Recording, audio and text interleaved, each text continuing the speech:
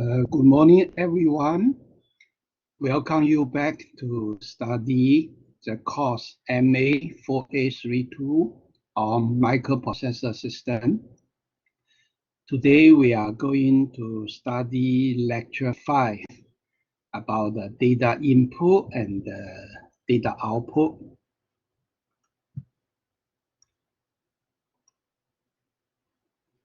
Before we enter today's study, let's have a quick review about the answer to these 4 important questions. Question number 1, what is the motivation for you to study this course? Question number 2, what is the learning objective of this course? Question number 3, what is the content for you to study in this course? And question number 4, what is the methodology for you to follow in order to apply the learned knowledge and the skill?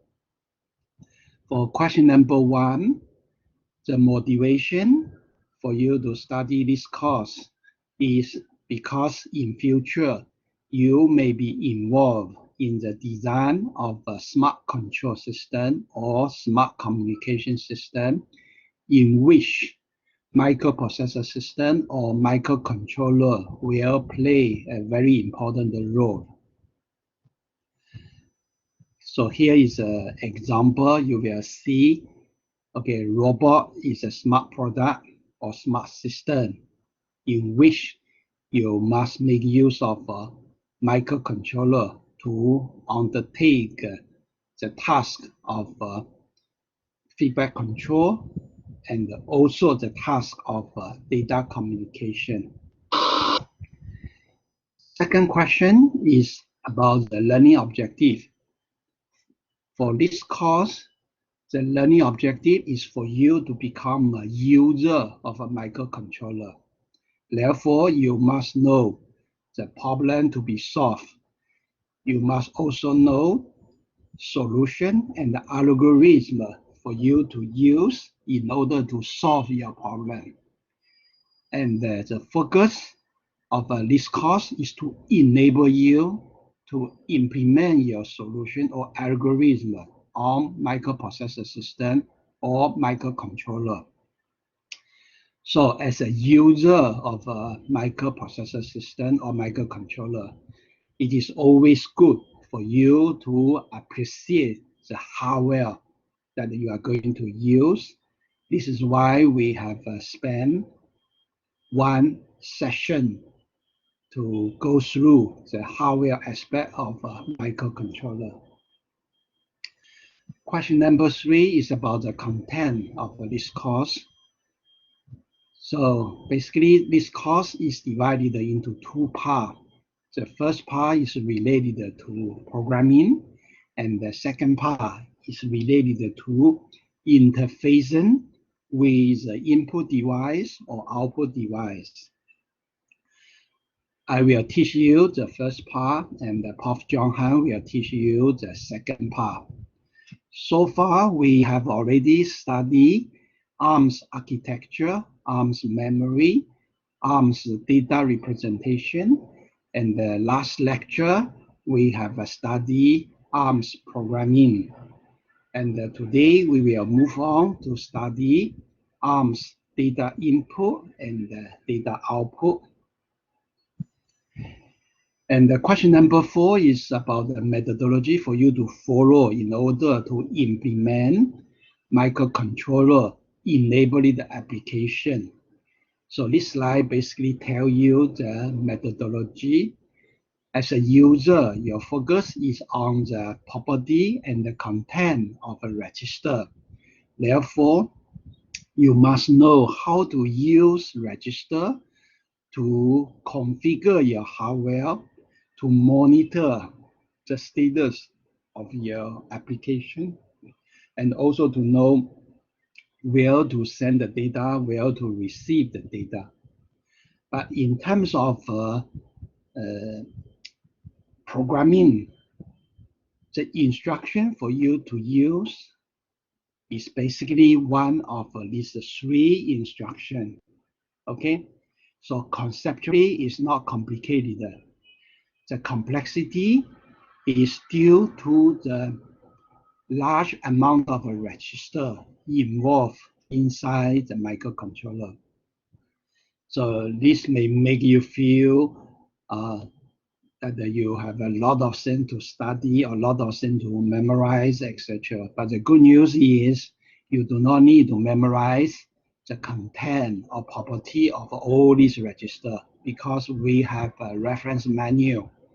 You just need to understand the meaning of this register or usage of this register. Okay. Now we move on to study lecture 5, which is about the data input and the data output. So today we will cover this concept, and you will understand for data input and the data output, it looks like very simple because you just need to use one of these 3 instructions. So it's not a big deal, but the complexity is in the way of how to determine memory address. So for today's focus is to know different way to determine memory address. That create a little bit complexity, okay? Because if you put yourself as a designer of an application program, when you face a different way of determine addresses, you must treat this as an advantage. This is because you have a flexibility in determining memory address. Okay, so you can do it in a different way. Okay, so that is you must treat it as a flexibility instead of a complexity. Okay, so lastly, for today's content is about this maskable data register. And if you put yourself as a student, then you may say, this is complicated, okay? But if you put yourself as a designer of a microcontroller enabling the application, then you may find out that this is advantage because this gives you another possibility to protect your data, to enhance the security of your application. Okay, so when you study this course, try to put yourself into the mindset of a designer. Then in this way, you will enjoy the study of this course. If you put yourself into the mindset of a student, then you may find out, okay, it is a big headache for you to know so many things, okay? But once you put yourself into the mindset of a designer, then you will feel that it is very flexible for you to use this hardware. Then you have a lot of possibility to do the same thing in a different way. Then you will enjoy such a diversity of flexibility. Understand? So try to adopt a good mindset when you study a specific course. Okay. So let's start with the review about the nature of data input and data output. So first of all, we need to know what is the flow of data when we undertake input and output. So conceptually, it's very simple. So the flow of a data input output basically is for data goes from a source memory, to destination memory. So you have a source memory to destination memory. But the focus here is for you to pay attention to the nature of a memory. If you do not know what is a memory, then you will be lost. Understand? If you know what is a memory, then this is straightforward to you. Okay? When you do data input or data output, basically you want the data to flow from source memory to destination memory. Okay. So what is memory? So this slide basically is a review about what you have studied so far. Okay. So now you should be able to tell people that the memory is a space which has a memory location for us to store value, to store numbers. Okay. At the list location, we have a memory address. Okay, because we want to know where to store the data, where to store number, etc. And the last lecture, we know we have a study the concept of allocation of a memory. So you remember last lecture is about the programming. Programming has a two pillar. One pillar is about the planning of a computation. The second pillar is about the allocation of a memory. Then what is the nature of a memory allocation? Memory allocation basically is to assign a memory label to a memory location in which we will hold number and the values. Understand? Okay.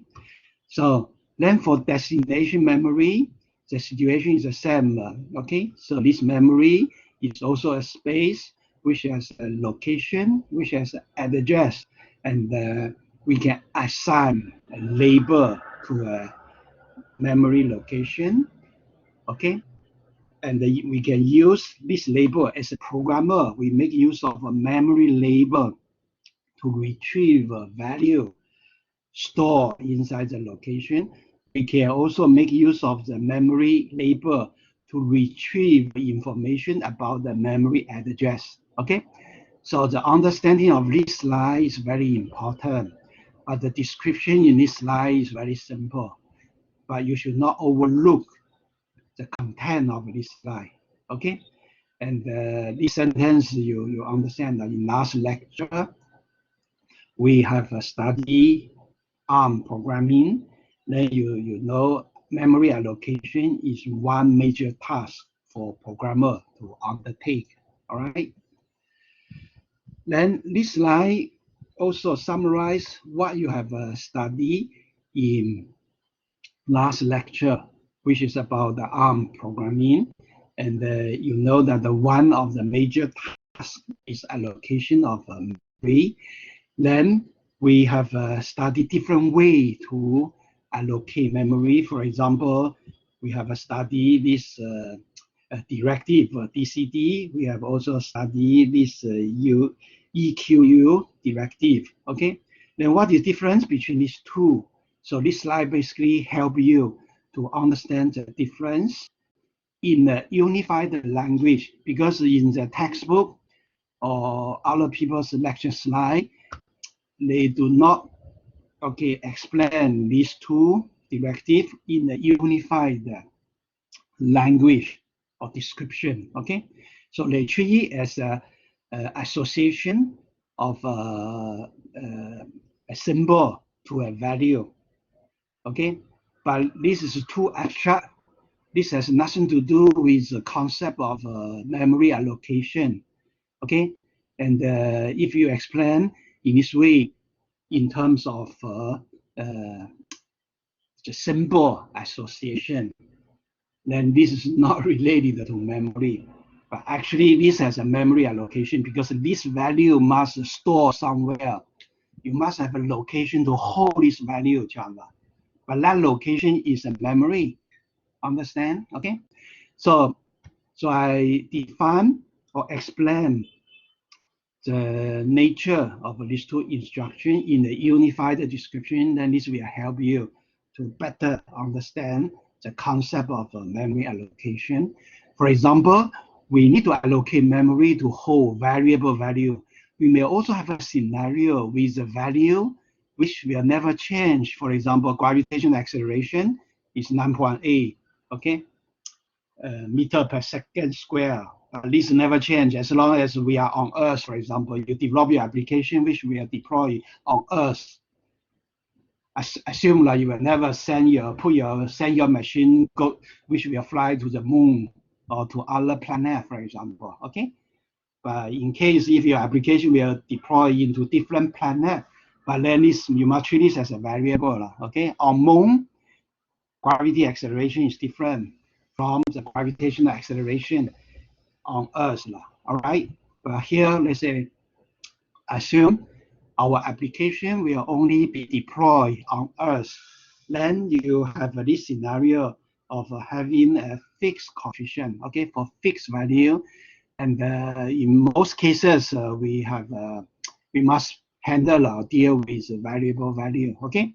But in both cases, the scenario is quite similar, okay?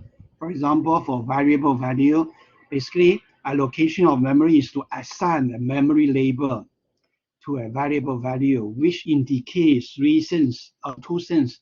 One is address, another is multiple instance of the value, okay? So at the list address, we could hold multiple instance of a value, okay? So this information is useful to user, and this is needed by user, okay? This is for this scenario. However, for this scenario, if this value never change, but the task is also to assign a memory label to a fixed value, which indicate the multiple memory address.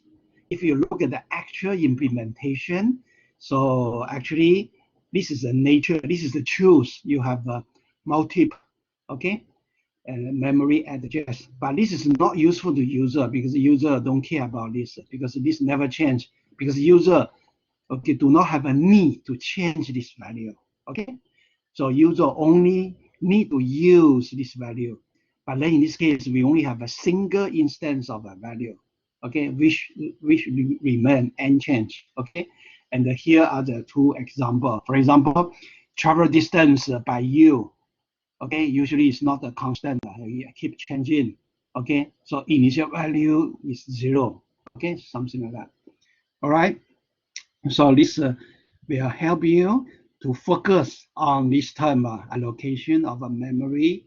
Either you are in this scenario or in this scenario, it does not matter, okay?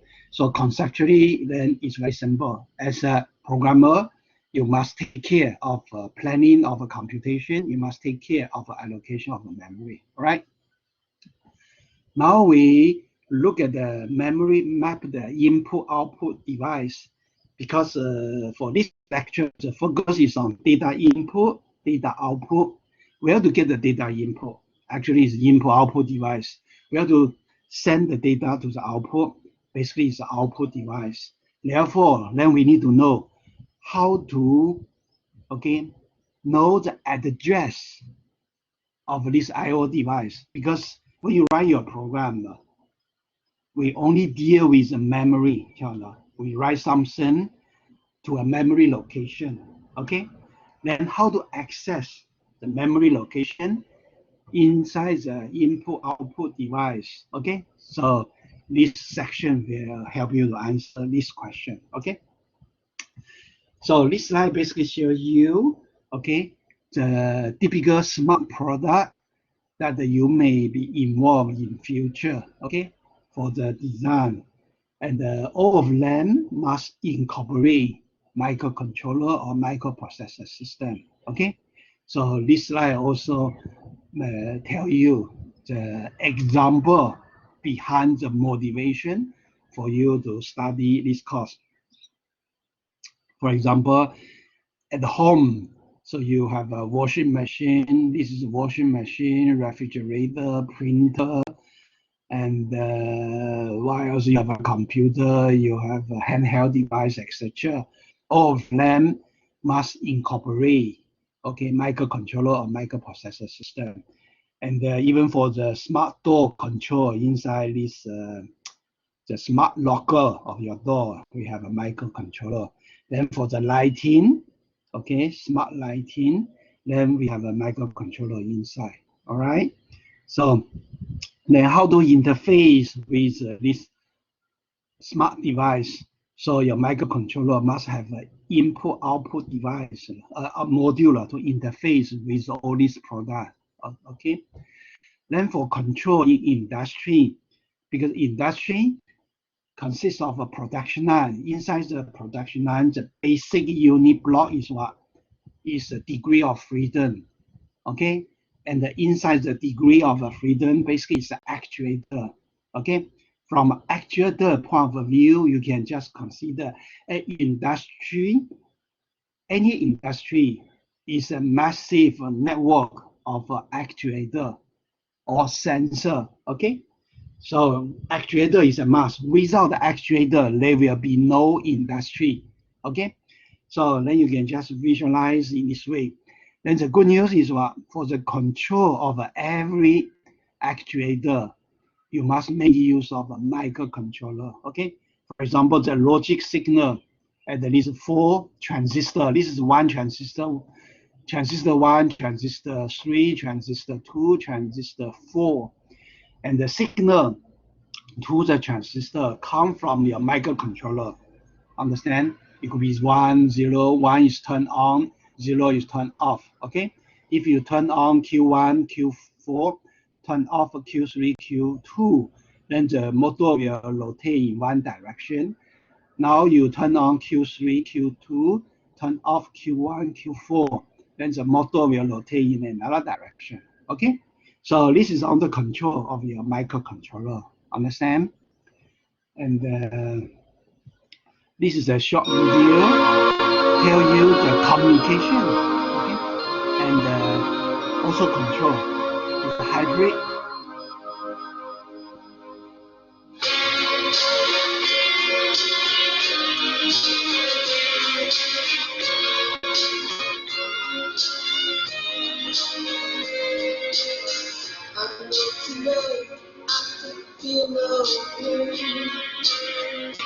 So far, far away. Oh, it seems just like yesterday. Almost a year passed away. When I think of you, I'm never lonely and dreaming of you. 1,000 times in 1,000 days, I want you more each and every way. Captured my thoughts, captured my dreams. I don't want to lose just to share the dream.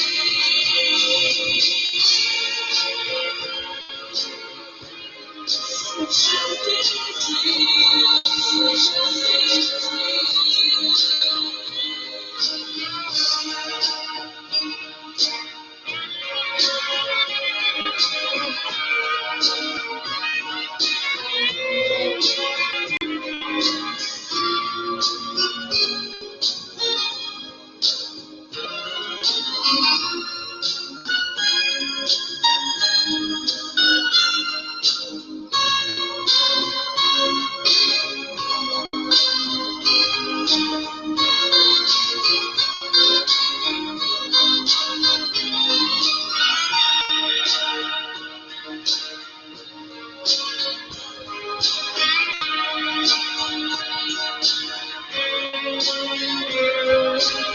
So take my hand and keep holding on.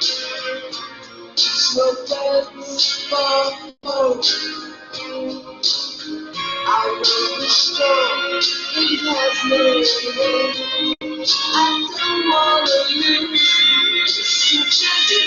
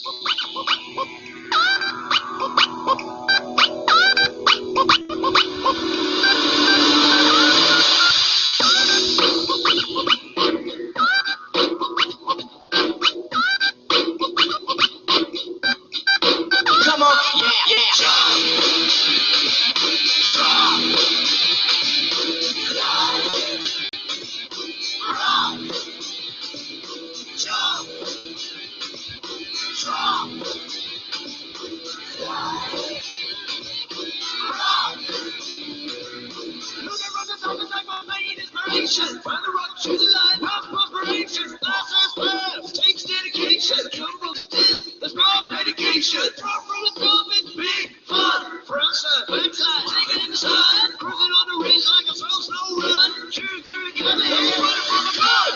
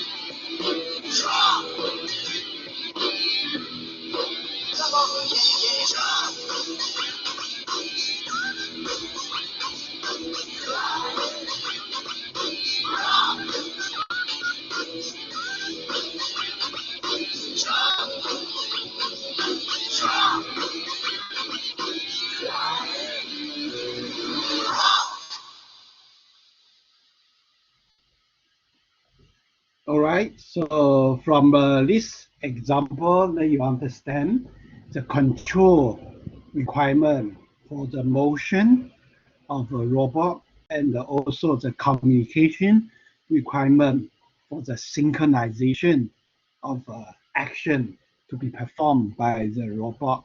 So therefore, with the help or with the use of a microcontroller, you could achieve these both requirement. Okay, and here is one more scenario about the data output. For example, we have this matrix of display, okay, LED display, for example, and if we want to turn on the LED at this specific location, then in this case we must output bit 1 to this line, and the output bit 0 to this line, bit 0 to this line. Then in this case, current can flow from here all the way to here, here, then reach here, then goes back to the ground, okay, goes back to 0, okay. So you will see we must output 1 here, output 0 here, and the rest must at least polar, okay. Pol means you just consider from a programmer point of view, Pol is just 1 byte. You have a bit 1 all the way to bit 7. This Pol is a 1 byte. Bit 0 to bit 7, bit 0 to bit 7. Okay, and for the Pol, from a software point of view, is 1 byte. From hardware point of view, is a pin. So you have a pin 0 all the way to pin 7. Okay. So this is the interface between hardware and the software. Okay, so you write 1 byte to the register or to the memory correspond to this port. Then basically you just okay, turn on. 1 is turned on, 0 is turned off the pin. Okay, it's the same. You write the 1 byte to the memory location, mapped to this pin. Then you turn on, turn off, okay, the pin accordingly, okay. So this is a typical example of data output, so that you can control the display, okay, for this matrix of LED, all right. Then how about input? This is a typical example of an input. Usually user can press the button and tell the intention, okay, from programmer to the microcontroller, okay. But you must pay attention that the switch, you have two type of switch, negative logic switch and the positive logic switch, okay. By default, if let's say you never press it, and the output is, for example, the output from this is 1, okay, because firewall, once you press it, you get the 0. Once you press it, if this is ground, then you get the 0. So when the button has been pressed, the output is 0, then we call it a negative logic switch. If we press the button, output is 1, then we call it as a positive logic switch, okay. But later on, we'll show you one drawing, okay. And now for this one is a negative logic switch. Once you press, if we, okay, send the 0 here, then, okay, we will, here we will read the 0. But it depends on the sequence that we can, okay, select, use a row line to select, okay, one row and another row, etc. Then we monitor the column to see which column will output the 0. Then we know, okay, which key has been pressed, okay. For example, CPU sequentially output, okay, 1110. Basically use this as to scan the row, okay. That means every time we connect one row to a ground, 0, this is pin 0. Pin 0 is here, row 0, okay. Once send the 0 means connect this one to the ground. If this has been pressed, then this output will be 0. Then we read in here, we will get the 0 channel, okay. And then because we sequentially scan, because we do not know, okay, each time the user has pressed which button, because we can, okay, this one is running at high speed, so we just keep, okay, sending out the 0, 0, 0 to each line. Then we read in the column. Then we can, okay, the high speed to monitor which button has been pressed by the user, okay. Now look at this scenario, okay. We send out the, okay, 1101 to row 1, and this is the input. Then we read in this value from port B is 1101. 1101, that means is column 1, okay, receive a 0, because this is a negative logic switch. Get the 0 means is intersection between row 1 and the column 1, okay. At this intersection, the button has been pressed. So therefore, so is switch 6 has been pressed. But this one, because this switch has this label 5, okay. So this is the switch number 6, but we place this label letter 5 on top of it. Then the information is 5, okay. So we get the, okay, you can say switch 6 has been pressed, but the switch 6 indicate the input of a letter 5. Okay, okay. So this slide shows you the typical application scenario for data input. All right. Okay. So in previous slide, we encounter the concept of a port. Port for you is just treated as an interface between hardware and the software. From a software point of view, port is a 1 byte. That's it. From hardware point of view, port is a set of A pin. Okay. So for example, port B, you have a pin 0, pin 1, all the way to pin 7.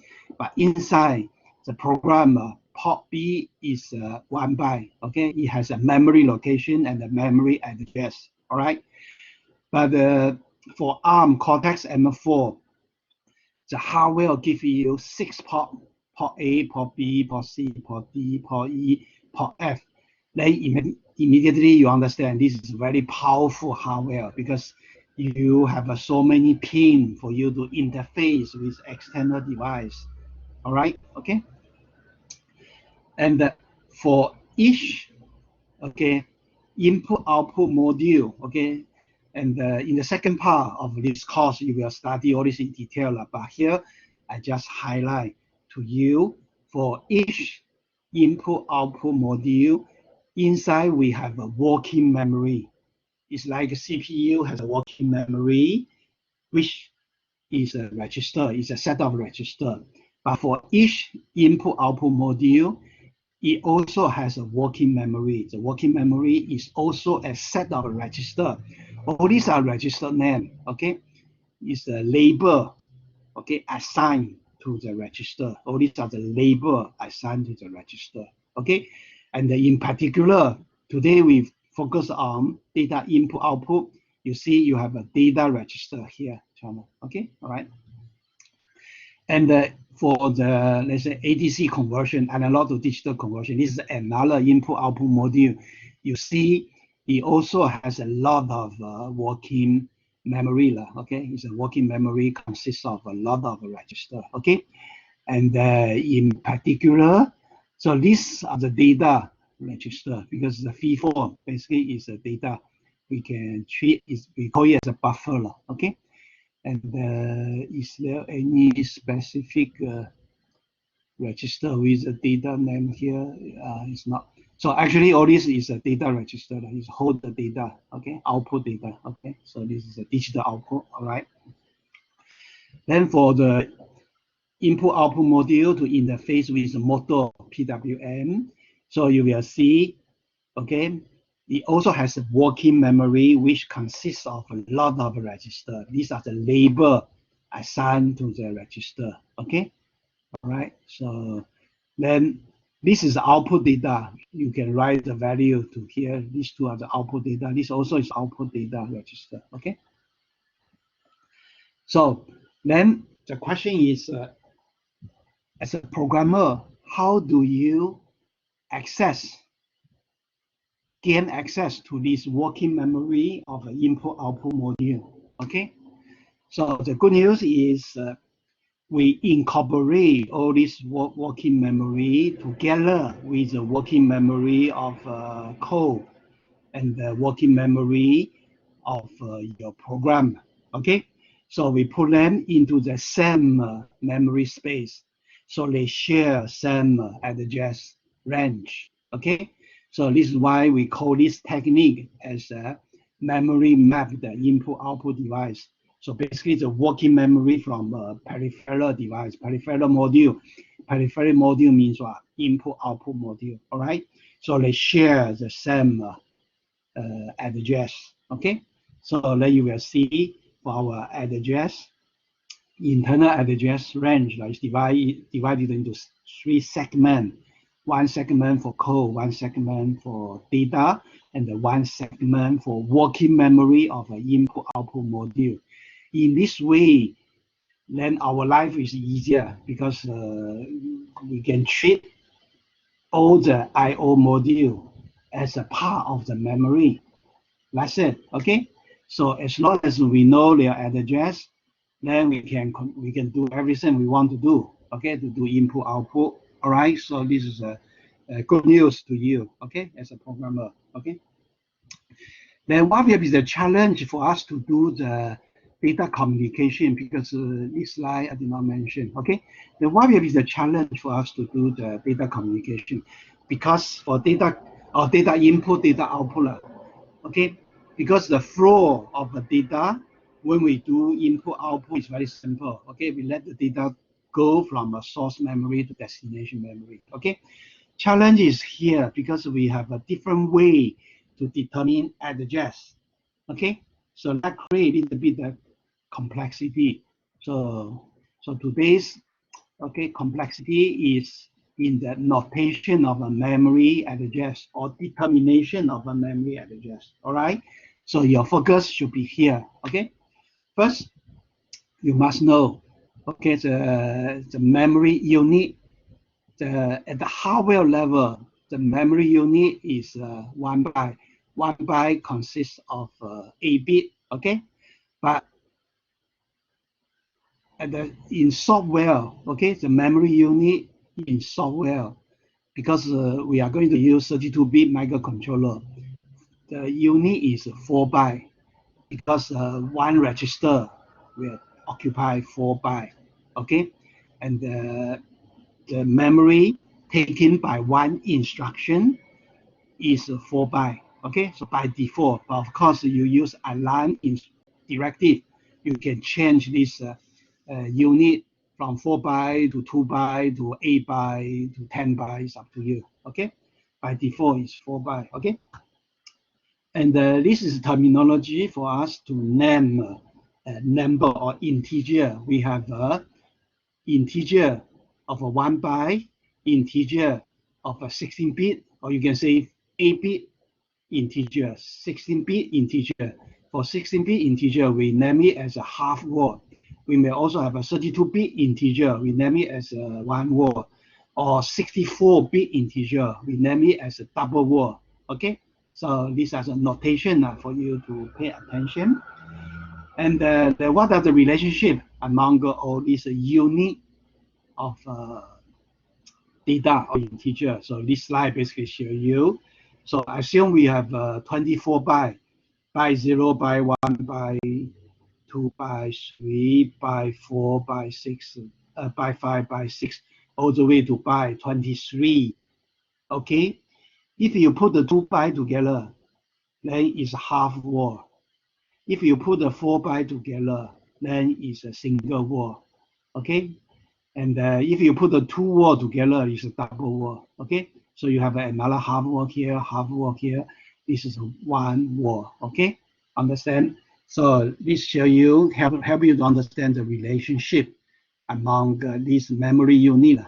Okay, so these are the memory unit in software, because in hardware, when you deal with the memory unit at the hardware level, is always 1 byte.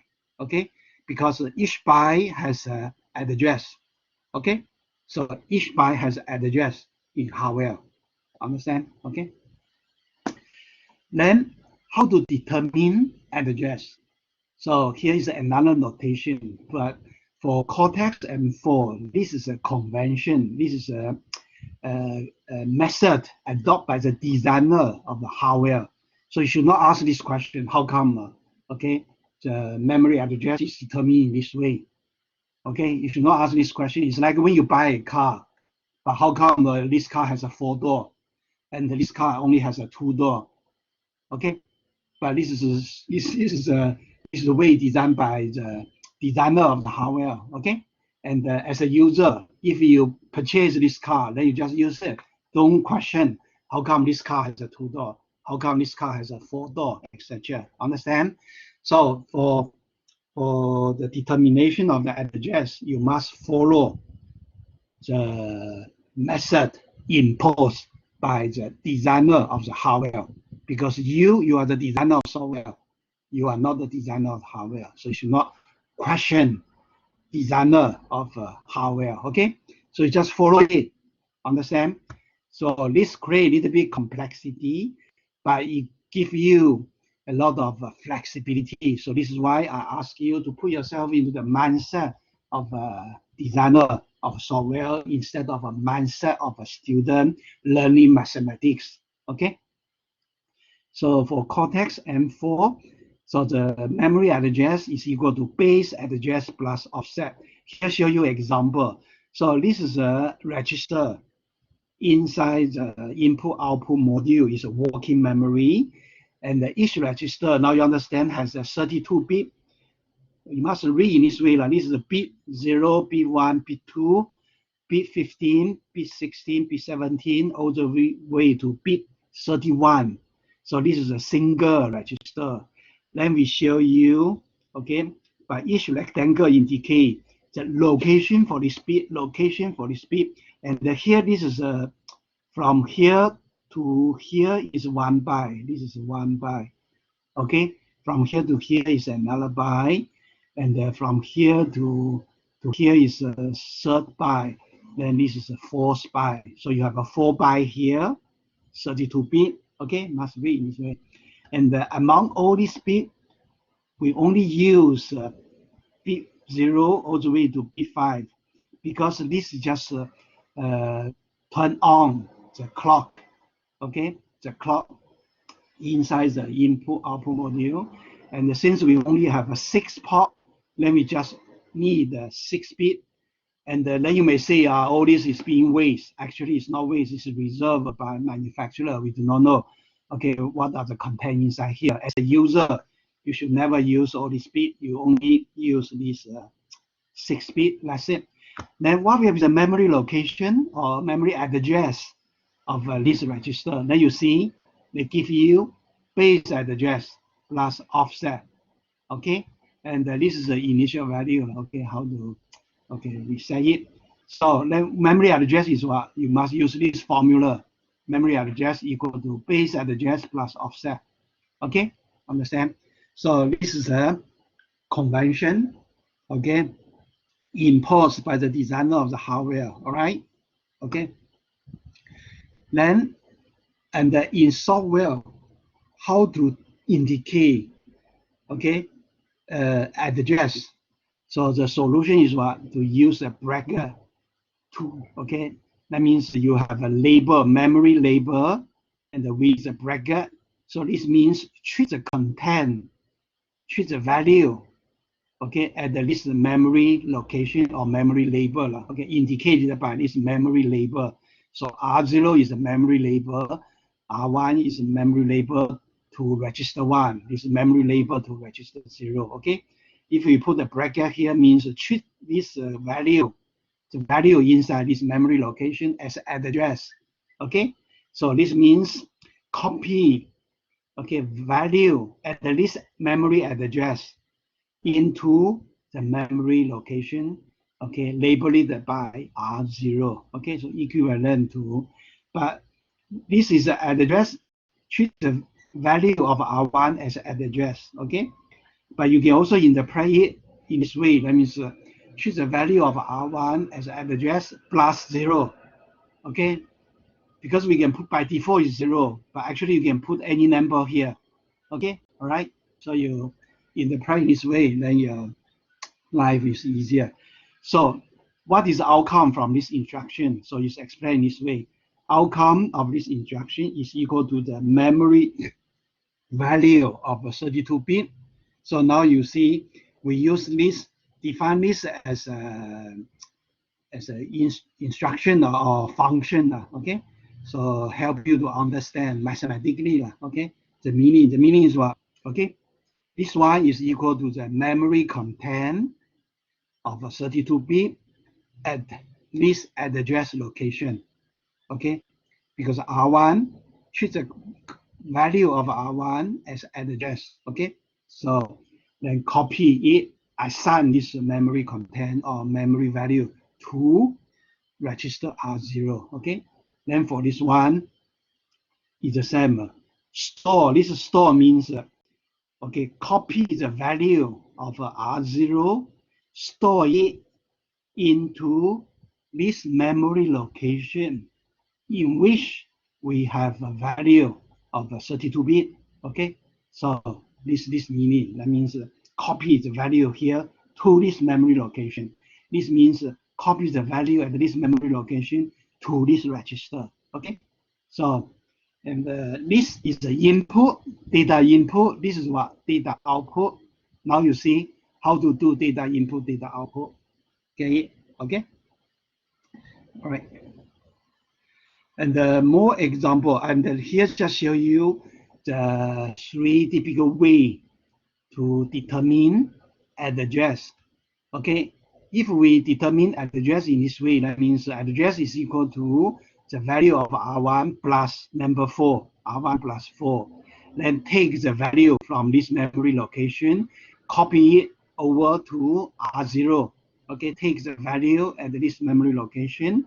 The value consists of 32-bit, copy it to R0, okay? This we call is a pre-indexed address, okay? And because after execution of this instruction, the value of R1 remain unchanged, okay? If let's say we want to do the update of this address, now that means this one increment to R1 plus 4. Then you do this one is a pre-index with write back. Then you put this exclamation sign. Okay, remember put the exclamation sign here. So it means we will get the content, get the memory value from this address, copy it to R0. After that, update this address. Okay, update the value of R1. Then R1 become R1 plus 4. Okay, this is this one.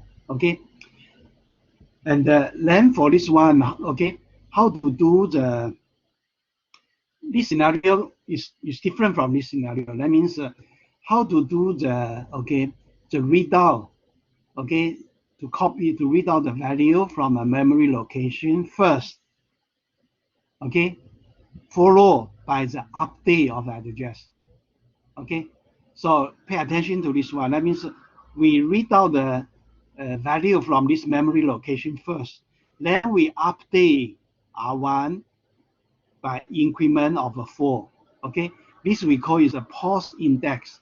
Okay, so you see these are 3 scenarios. They are different. Okay, this one determine address first, R1 plus 4, then read out the content without the change in R1. This one, okay, determine address, which is R1 plus 4, and read out the value from R1 plus 4, and copy the value to R0, and the same time update, okay, R1. This one means read out the value from memory location R1, indicated by R1, okay, then update the address inside R1 by an increment of this offset. Okay, so these are the 3 scenarios which are different.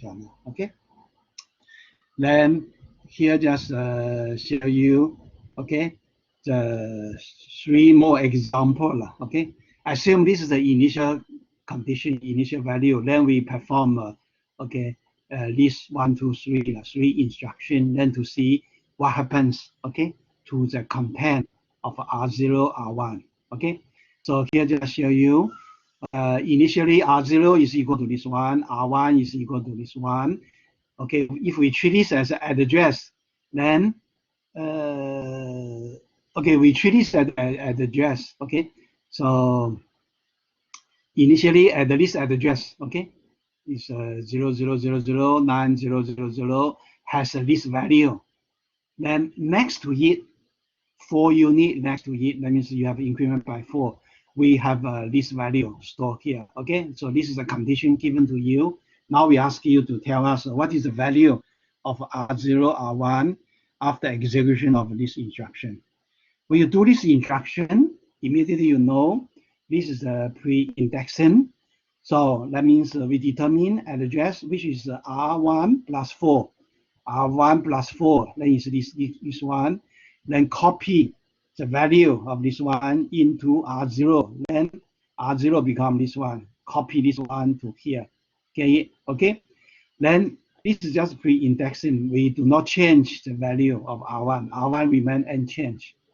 Then how about this guy? This one means treat R1 as an address. Copy the content of this address, okay, to R0. Then R0 basically is equal to this one. Then this one copy to here. After that, update the address because this is the post indexing. Then R1 become this value plus 4. Then this value plus 4 is what? Is this one. Okay. Then how about this instruction when you do this on this information on this data? So this is a pre-indexing with write back. Okay, you see this exclamation sign. So this means first we determine address, which is R1 plus 4. Then should be this one. copy the content at this memory location to R0, then R0 becomes this. Okay. Then after that, we update write back this address, write this address back to R1. Okay. So because this new address is R1 plus R4 plus 4, then this value write back to R1. Then R1 become this one. Okay. So this slide help you to understand the different way to determine address. Okay. So that create a little bit complexity to you, but if you put yourself as a designer, you treat it as a flexibility lah. Okay. So this slide basically summarizes, okay, the three way of determining address when you do the data input or data output, whatever. Okay, for pre-index with write back. Okay, so this is a scenario. Basically, when you see exclamation sign, okay, symbol means there's a write back. Okay, so first determine address, then get the value from this address, get the value from this address, get value from this address, assign it to R0. Okay, then you update because you have an exclamation here, then you update. Okay, plus equal means R1 is equal to R1 plus this one. Okay, so this is a syntax from C language. Okay, so it's a increment. You can treat in the prior as an increment. Okay, increment R1 with this value. Okay, so and here you can also do the shift. So this is the left shift. Okay, by this amount of value. Okay, so basically means R2 will do a left shift by 4 bit. Left shift by 4 bit is equivalent to, okay, do the multiplication by 16, because 2 raised to the power 4 is equal to 16. Okay, so that means the memory address is equal to R1 plus R2 times 16. This is equivalent to R2 times 16. Okay, because left shift 4 times is equal to R2 times 16. Okay, you get the value from this memory location, assign it to R0, then you update address, the content of R2, okay, by this increment. Okay, then this is simple. This is very simple. You just determine, okay, the address. Then there's no update, no update, no update. Okay, so it's very simple. Okay, so then pause index is in this way. Okay, so you shift this the bracket to here. That means first, okay, get the value from this memory location, copy to R0. Then you, from here you will see R0 is just equal to memory value at this location, memory value at this location, memory value at this location. Only sense is here. That means after that, we do the update of address because R1 hold the address. Then you do the update. Okay. So these are the 3 scenarios. Okay. So and this also just summarize. Basically, it's the same thing. We reinforce you. Okay, to understand. Okay, the different way to determine address for this load and the store instruction. Load means is the input from I/O module. Store means output. Store can also be input. That means input from internal memory location. Okay. Load basically is from external I/O load into, okay, a specific location. So actually also you can treat this one as an output as well. It depends. You load something from one location to another location. So it depends the location, and that gives you the actual meaning. Okay. So basically, we give you these 2 instruction, load and the store, and you treat as a flexibility. Okay. So for these 2 instructions, you can use all these format for address. Okay. So okay. And here is a skill for you to know, okay, how to, let's say, assign memory label to address. Okay, So this is another way to determine address. Once you assign this value to a label, then inside your program, you just use this a memory label instead of okay, memorizing all this value. Okay, so now you see we treat this also. Let me say in a unified language, we just consider it as a memory allocation. Okay, and for the fixed value, because we never change the value, then in this case, address of this memory location is not important. Okay, so its value is important. Okay, because you may have a multiple address in multiple instance of address. Okay, so address is not important. We only want to know the value. So we assign it to you treat it as a memory label. Okay, from this memory label, you get the value, and its address is not important. Okay, in this case. So this is a skill, okay, for you to, okay, to, let's say for those fixed address, you just, okay, assign them to a label. So then you will not commit mistake, okay. So this is a dynamic address you must calculate, okay, in real time during the execution of program. So it means you have a dynamic address.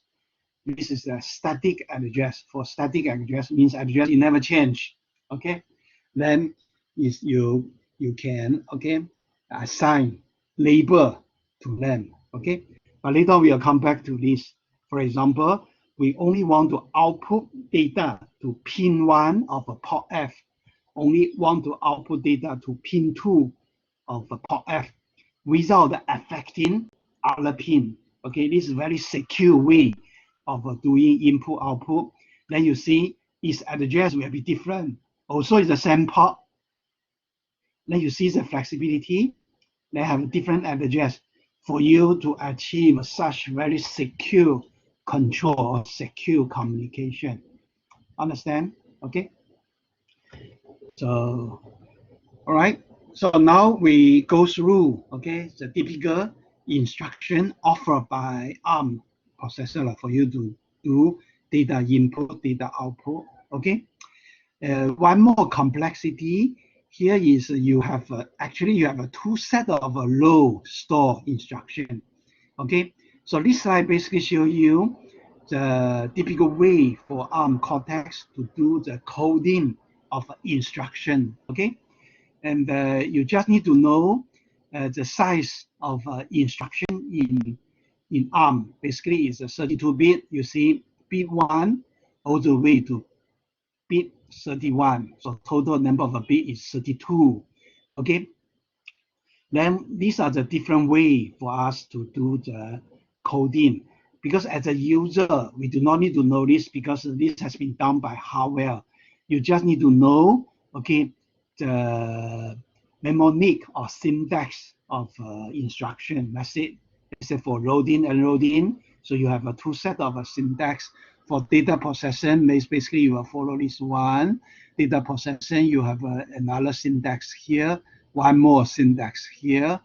For move instruction, you have one specific syntax here. Then what else? For branch, okay, is a B related, okay, letter B related instruction. So encoding is like this. Etc. For interrupt, I guess you will study interrupt. You will see that we do not have a OP code. Basically, it's a software interrupt number. Interrupt service, we just number 1, 2, 3, 4, 5, etc., etc. Okay.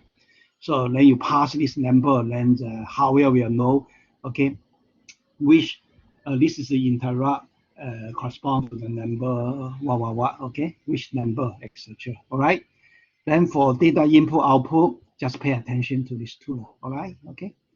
Then addressing more. This just summarize what we have studied in previous slide. Okay. So all the concept that we have studied at this point apply to ARM Cortex M4. Okay. So you will see the ARM Cortex M4 support these three type of indexing addressing mode. Okay. One is immediate, okay, and then you can use register, and then eventually register for pre-indexing and post-indexing. And also inside the register, you can do the scale up to do the left shift or right shift, scale down. Right shift is division, is a scale down. Left shift is multiplication, is a scale up. So this is just mathematics for you to know, okay? And it support, okay, the 3 molar, okay?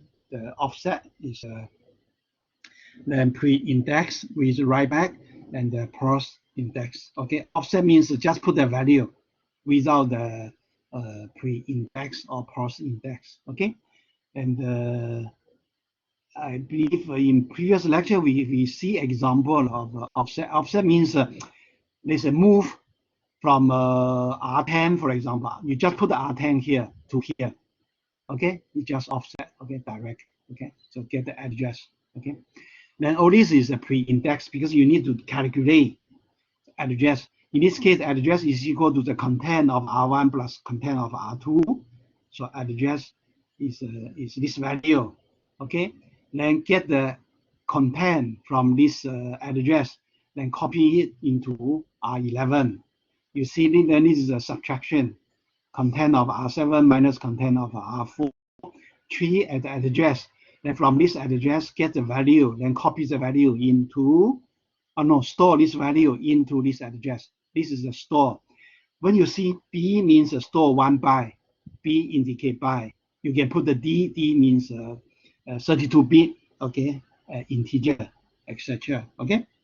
So store this value into this memory location at the address, which is equal to R7 minus R4. Okay. Then with this is also pre-index. You will see first we left shift R5, left shift by 2 bit. By 2 bit means what? Times 4. Okay, so R5 times 4. Then A with R3, use this value as an address. Then from this address, get the value and copy this value into an R11, register 11. Okay. Then here you see the exclamation sign. That means it has a write back. Okay. So first determine the address. Address equal to R0 plus 4. Get the value from this memory location. Copy it into R1. Okay. Then update R0 with the sum of these two. For this one, store 1 byte. B here means byte from R7. Also inside R7, you have a 32-bit, but you just treat the first 8-bit as 1 byte. Then you store that value, that byte, first byte, into this memory location. Okay. Okay. And this memory location means is this one plus this one. Now you get the negative value. Then it's R6 minus 1. After that, we must do the update. Okay. Okay. Update the value of R6 with subtraction between these two. All right. So this is an example we will follow. So now we just quickly go through the syntax of load and the store. Load is LDR, store is STR. If you follow this syntax, then you will see, okay, you can A in, syntax is here, okay, either row of STR plus a letter B indicate is a byte, or letter T, okay, T means what? T is also a byte, but the store on the top of location with the 32-bit, because 32-bit location we can store 4 bytes on from byte 0, byte 1, byte 2, byte 3. Okay, so that means if you put the T means store the byte at the location of byte 3. By default, it's stored at the location of byte 0. Okay, all right. So this is instruction. Okay, and here we just show you example here. Then you see we always a lot of example. I should let you to read. Okay, so this is okay. That means it's very simple. You get the content from this address and then load it into here. Okay, Then here you have an address plus this offset. Okay, then load it into this one. This is to store. Okay, then store the content of R2 to this memory location, etc. So all this is pre-indexed. So I guess you should be able to read. Okay, then this is with the write back. You see exclamation sign. Okay, first get address, which is equal to R0 plus 4, then get the content from this memory location, copy it into R1, then update R0. Then for this one, after getting the address, then we need to update this address register. Okay. Then for post index method, then you first get the value from this memory location, copy it into R3. After that, then you do the update. Okay, then store the value from R2 into this memory location. After that, we update address register. Okay, so update the content of R5. Okay, all right. Then we have a second type of load and store instruction, and you see the coding is different. So this allow you to to do the input output of a half word. This is 16-bit integer, 32-bit. This is a 64-bit integer. Okay, etc. Then you see the sign here. Double is a 64-bit integer. Okay, half word 16-bit. Then sign is the half word, sign is the byte. Okay, so this is the syntax for you to follow. Okay, then here is some example. Okay, so by default it's 32-bit. If you don't put anything, it's a 32-bit. That means what? 16-bit integer, 16-bit integer, 16-bit integer. So now by now I guess you should be familiar. When you see PC means what? It is the register. We call it the PC counter. It is one of the register among the 16 register. Okay, so this holds the current address of the current instruction. Let's say when we execute at this position, PC will tell you what is the address of this instruction. Okay, then we add this offset. Okay, then retrieve a value from this memory location and then write it, copy it into R0. Okay, so I guess the rest you should be familiar. Okay, we know all this. Okay, then this example is a write back. Okay, pre-index. Then this is post index, means get the value first from this memory location, then update the address later. Okay, something like that. Then for move instruction, so this is a coding.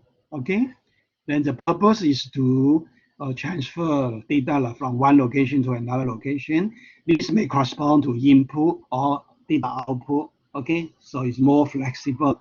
So you see the syntax is like this. Okay, so here we show you some example. By default, is move 32-bit, and if you want to move half word, okay, then you may question why not to here use hash.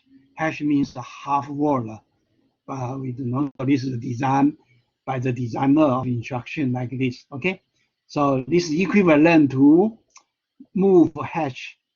Okay, because usually we use hash to indicate half word. Okay, so it's a 16-bit, but T means 16-bit, but on top of the destination. Destination has a 32-bit. 32-bit allows us to store two half word. Okay, first one, second one. So this is the second one on top of the memory. Okay. So here is just simple example for you to answer this question. What is the value of R1 at the end of the following call? Okay. So you just need to pay attention R1 because here we use R7, R0. It's just to confuse you. It's intentionally, okay? During the exam, you should not be worried about this. Focus on the question.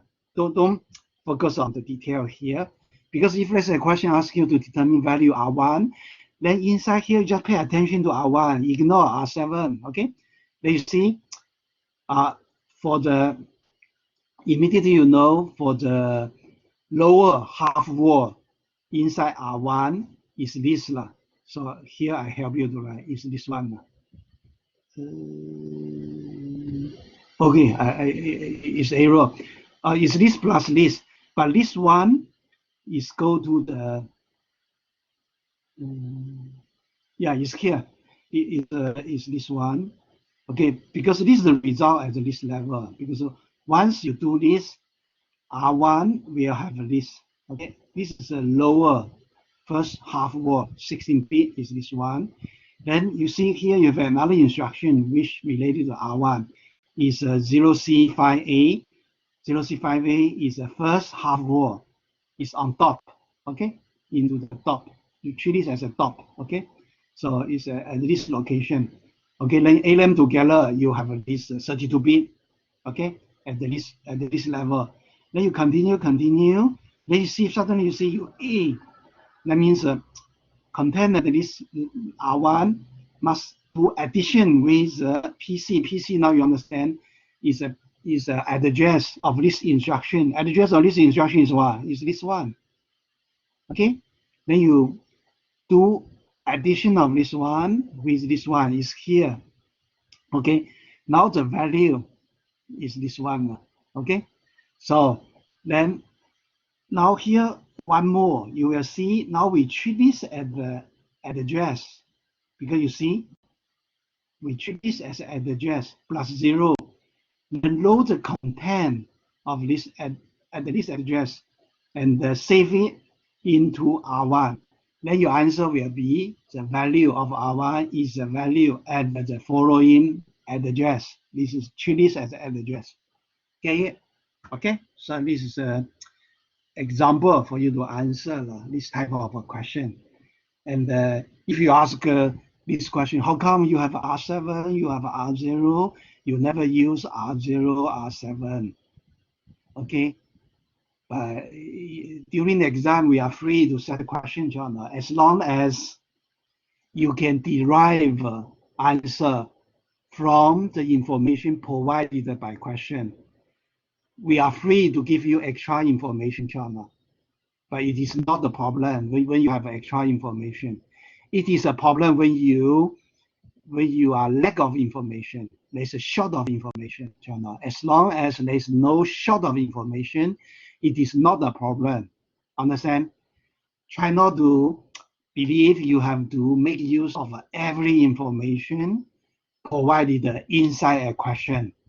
Okay, because some students may have this mindset. Okay, try not to remove this mindset. Your mindset should be whether you can get the answer from the information inside the question. Okay, whether you use partial information or all of the information, it does not matter. Okay, so this is a typical example for you to know how to make use of a partial information, because here we give you extra information. Okay, but actually what you need to use is information from this instruction, this instruction, this instruction, and this instruction. The rest are extra information you do not need to use.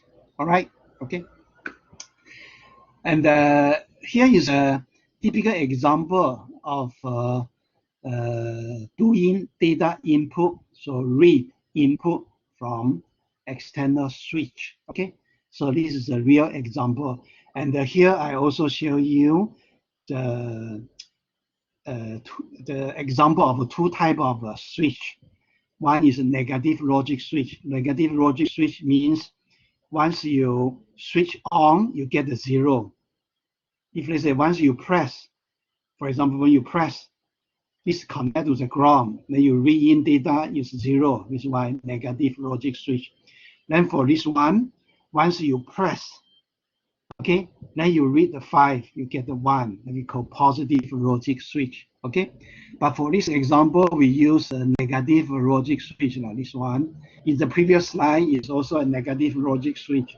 Okay, so this is something you need to pay attention. Okay, because if people change the hardware device, then your program logic will be wrong. Okay, let's say you write a program which works with this device, but if you change to this device, then your program may not work. Okay, then for this example, you see we use port F, okay, to control input.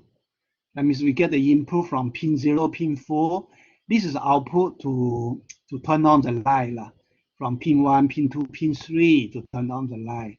Okay, we focus on this input, okay, and the hardware connection is like this. Okay, so this is all this is from port F. This is the output to control the lighting. This is the input to control the switch. Okay. Now you see the program we write it. Okay. So we ignore the function. This is a go to this function to turn on the LED. Then after that, it will come back to this address. So you see the way we use memory label will help you to understand all this.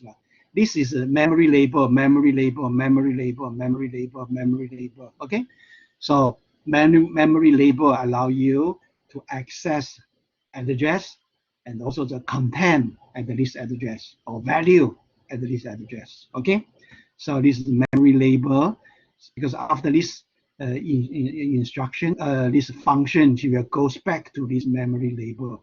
Basically, this value will copy over to the PC register. Okay, register PC. Okay, now you see this one. Okay, to load the inside R4, basically we store address. So you see, where is? Let me see at the beginning here. Okay.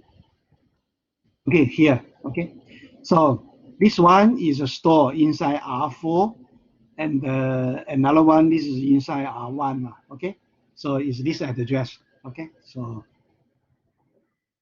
then okay we get it. So that means because we only monitor the pin 4. Okay, so here we use negative logic. Okay, so to and then we do the compare to see whether okay the pin 4 is equal to 1 or not. Okay, because compare this one, that means this is data read from port F. Okay, read from the port F, copy the content into R0, then compare this content with basically this means what, with the pin 4. This is a hexadecimal. If you expand it into binary number, this is what? This is equivalent to 400000. This is equal to what? This is equal to 0001. Okay, so 001 is a pin 4. Okay, because we always come from pin 0, pin 1, pin 2, pin 3, pin 4. So to look at the location at the pin 4, whether is it equal? Equal means so at the pin 4, we get the 1. When pin 4 is a 1, okay, then means what? This has not been pressed because this is negative logic. When this has been pressed, you should get a 0. That means to check whether it has been pressed or not. If it's not, then if it's equal, means you get the 1. Get the 1 is in this situation means that this has not been pressed. Then you jump to here, to this memory label, jump to here. That means you keep doing this, okay? Keep checking, until the user press this button. Then you will not get this condition. Then you continue to here, okay? Once you continue here, this now is to check whether this has been released or not. When this is released, then this should not be equal to 1. Now you see, we compare again. Now condition change, okay? Not equal to 1. Here is equal, okay? Now we do this test, not equal, okay? If it's not equal to to 1, okay, then we wait for this to be released, because you can press this one and hold it. Hold it means you do this, then they are always equal to 1. Okay, then just wait for you to release this button. Once it has been released, then you continue, then you turn off the LED. Okay, so based on this on, off, then you know, okay, okay, you have been pressed a button, and this action has been understood by your programmer. Okay, so this is the same, but this is for second, okay, the second switch. But second switch, then we must, then this, you just imagine this correspond to the address of pin 0, okay, port F, pin 0 of a port F, okay. So okay, so then, and is the same operation. All right, so okay, now we move on to, okay, study the mask. So this is the extra knowledge, and it's very important for you to know, because the ARM Cortex, okay, has implement a mask for all the data register, okay, because we have a 6 port, each port has a data register, okay, so all of them has a mask. Then you must pay attention, okay, and otherwise you will use a wrong address, then you will never get any data, okay, because you have forgotten this one, okay. So all the data register in ARM Cortex M4 are maskable. Then how to determine the address of a maskable data register, okay. But good news is, if you, let's say, you don't care about the mask, you just need to know what should be the address which ignore mask. That means to disable the mask, okay. So then you use that address, then that's it, okay. Why do have a maskable data register, okay? So there are 2 reasons. One is security in control, because we do not want to allow any incident such as, okay, your intention is to turn on one motor, but by accident, for whatever reason, because you get the wrong data in using L, row, and the store, and you turn on several other motor, and you remember a robot is a dangerous device in industry, okay, or production line, it could be dangerous.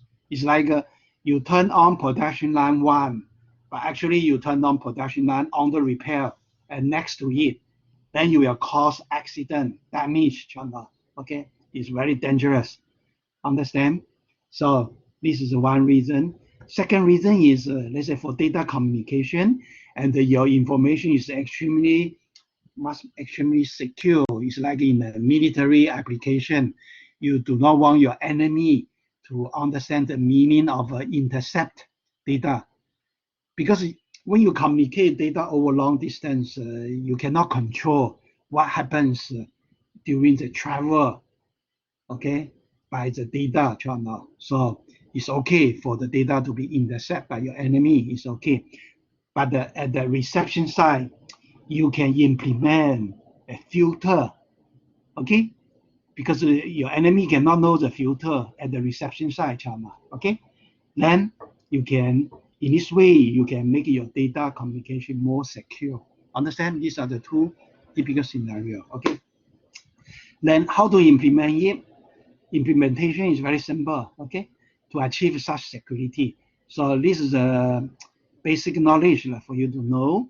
And you see, we have a 6 port. Each port has a data register, okay, at all this location with the same offset. The good news is okay, all of them has the same offset, okay. Then for port A, you have a 2 address. How come you have a 2 address? Reason is what? You have a 2 address bus. If you use this address, basically you tell the hardware go to this bus. If you use this address, you tell the hardware go to this bus. So for every port, you have a 2 address, but a single memory location. Okay, you should not say each address has a different memory location. It's not, okay. So it's the same memory location. So you will get the data from here, and since the size of the port is is A pin. This is why we only have an A bit. This corresponds to 1 byte. So now you see the port basically is interface between hardware and the software. For software is 1 byte, hardware is A pin. Okay, understand? So good news is every of this A pin, okay, is maskable. Okay, this is why. And then what is the implementation to mask the data? Okay, and the trick here is you pay attention to here. You see the first 12 bit of address are all zero, John. You see, you have 0, 0, 0, 0, 0, 0. At least you have a 3, 0 here, and your offset is 0. So that means all these 0 are not used. So instead of creating another register to serve a mask, we can make use of this and use the 12 bit. Okay, so that is trick. And out of this 12 bit, we only need 8 of them. Then the intention is to use bit 2 all the way to bit 9 to serve as a 8-bit mask. Okay, so 8-bit mask means what? If you put the 0, 0, 0, 0, then you put the 0, 0, 0, 0, 0 here, then no data can pass through, either input, output. You only allow the data to flow through those bits with 1, either input, output. If you have a 1 here, 1 here, 1 here, then the bit we can flow through. Okay. Now, just now I already tell you, in case for you, you don't care about the data mask, then your action is what? To set all these bits to be 1, 1, 1. Then it's 1, 1, 1, 1, 1, 1, 1, 1. Done already. Okay. So you set all of them to be 1, and let everything flow in, flow out. That's it. Okay. So, but this is a flexibility for engineer who may have to implement very secure communication device. Okay, because all these masks can be dynamically changed. So your enemy is difficult to know. Okay, what is value inside here? It's impossible, John, because this is at the reception side. It never hook up into the, okay, or exposed to the external world. It's unlikely for the hacker to hack into the hardware and to understand, okay, the value that you have right into here, okay, for all these 8-bit channel. Okay, so it's quite secure. Okay, piece of information. Understand? So this is a flexibility offered to those engineers who have to implement very secure data communication or control. Okay, for example, if let's say for this application, you just need to control motor. Let's say this motor and this motor and this motor. You should not touch motor corresponding to this speed, and this speed, this speed. Then you set this one first. Then it's very secure. You will never turn on motor which is under control of this pin, this pin, this pin, this pin. So this is a way for you to prevent accident, John. If let's say you're doing the testing with one motor, okay, then you set all the rest of the pin to be 0, only set this pin to be 1, because you only do the testing with one motor or one production line. Understand? So this is the flexibility for you to achieve this security, okay, for your real-time application. Understand? All right. And here just show you example of how to make use of the mask. Okay. For example, we only allow data to flow in, flow out from pin 0 of a port F. Then you must determine address in this way, because for all these pin here, so you only, because the pin 0, pin 1 is not being used, we only use the pin 2, pin 2 to pin 9. So we just, okay, turn on pin 2, set the pin 2 to be 1.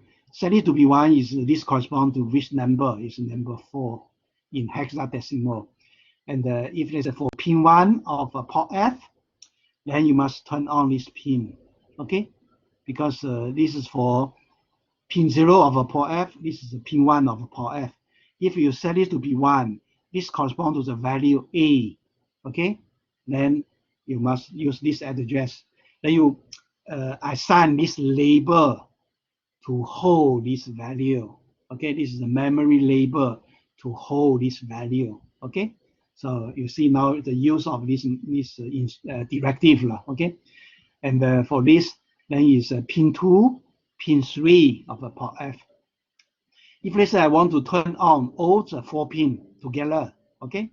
Then all the 3 pins together, then you get this one plus this one plus this one, then you get this hexadecimal 3A. So then you see right the 3A here, okay? 3A correspond to sum of this one plus this one plus this one, exclude this one, okay? All right. And this is again to help you to visualize, to summarize what I just now explained in the previous slide. Okay, so you define a memory label, okay, to hold this address. Memory label hold this address. Memory label hold this address. Memory label hold this address, and the memory label to hold this address. This address enable you to flow in, flow out the data through pin 1, pin 2, pin 3 of a port F. Okay, and why this is summarized here. Okay, so this is the address, is the pin at the last 12 address. Okay, because for the address to all the data register, the first 12 pin are all 0. You can use all of them. Okay, so we put the first 12 pin. So it's a pin 0, pin 1, pin 2, all the way pin 11. So these are the first 12 pin in the address that you can use to serve as a mask. Okay, and by default we use, based on the design of the hardware, we use a bit 2 all the way to bit 9. Okay, use this byte. This is 1 byte, and this is 1 byte to serve as a mask. For this one, we turn off the mask. So 000 means when you mask out the input output. This is the turn off the mask. Turn off the mask. Allow the data from this location to flow in, flow out. Okay, etc. Then you see we only at the one time we turn off the mask. Okay, by 1 bit. Okay, understand? All right. So that's all for today's study. So you will see today we give you a better understanding about the nature of memory, and also we have studied the nature of data input, data output, and also we know that the working memory inside input-output device could be treated in the same way as we treat the working memory of CPU or ALU. So basically, they share the same memory space. Okay, so inside the memory space, we allocate a memory segment, address segment to the working memory inside the I/O.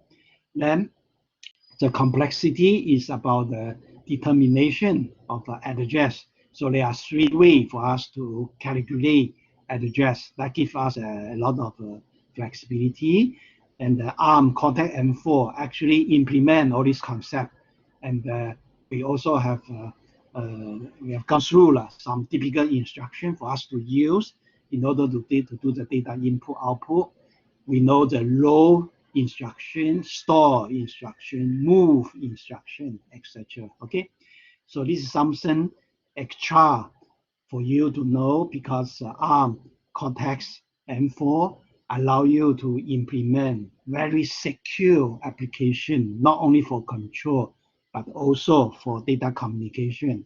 Why can you impose security? Because you can determine mask.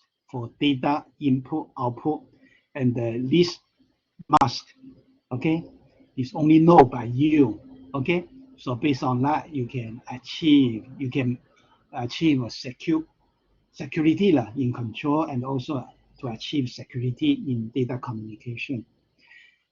Okay, thank you for your attention, and see you in the next lecture.